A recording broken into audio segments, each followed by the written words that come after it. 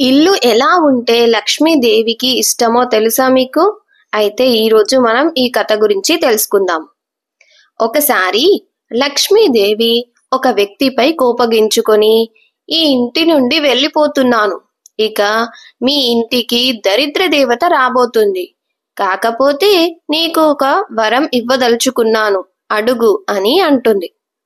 అప్పుడు ఆ వ్యక్తికి లక్ష్మీదేవితో ఇలా అంటాడు, అమ్మా, నీవు వెళ్తుంటే ఆపే శక్తి నాకు లేదు. అలాగే దరిద్ర దేవత వస్తుంటే ఆపే శక్తి అంతకన్నా లేదు. మీలో ఒకరు ఉన్న చోట ఇంకొకరు ఉండరు. కాబట్టి దరిద్ర దేవత వచ్చిన వేళ మా ఇంటిలో ఇప్పుడు ఒకరి పట్ల ఒకరికున్న ప్రేమాభిమానాలు అలాగే ఉండేటట్లు వరం ఇవ్వమని అంటాడు. తదాస్తు అని లక్ష్మీదేవి ఆ ఇంటి నుండి వెళ్ళిపోతుంది. కొన్ని రోజుల తర్వాత ఇంట్లో వంట చేస్తున్న ఆ వ్యక్తి భార్య కూరలో ఉప్పు కారం సమపాలంలో వేయమని కోడలికి చెప్పి గుడికి వెళుతుంది. కొంతసేపటికి చిన్న కోడలు ఉప్పు కారం వేసి ఏదో పనిలో నిమగ్నమైపోతుంది.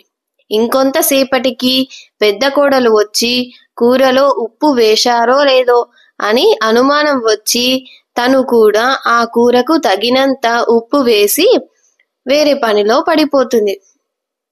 ఇంతలో అత్తగారు వచ్చి కోడలిద్దరూ తమ పనిలో పడి ఉప్పు వేశారో లేదో అని తను కూడా కొంచెం వేస్తుంది. మధ్యాహ్నం ఆ వ్యక్తి భోజనం చేసే సమయంలో కూరలో ఉప్పు ఎక్కువైందని గ్రహించి దరిద్ర దేవత ఇంటిలోకి ప్రవేశించిందని తెలుసుకుంటాడు. ఏమీ మాట్లాడకుండా తిని లేస్తాడు.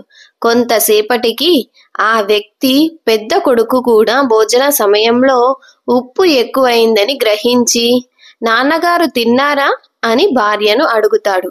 తిన్నారు అని చెబుతుంది. దానితో నాన్న ఏమీ అనకుండా తిన్నాడు, నేనెందుకు అనాలి అని ఏమీ మాట్లాడకుండా తను తిని లేస్తాడు. ఇలా ఆ ఇంటి వాళ్ళంతా భోజనం చేసి వంట గురించి మాట్లాడకుండా ఉంటారు.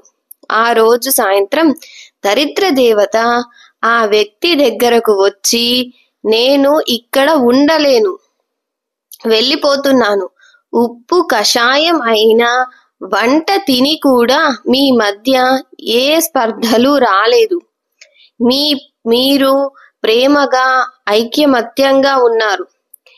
ఇటువంటి చోట నేను ఉండను అని వెళ్ళిపోతుంది. దరిద్ర దేవత వెళ్ళిపోవటంతో ఆ ఇంట మళ్ళీ లక్ష్మీదేవి నివాసం ఏర్పరచుకుంటుంది.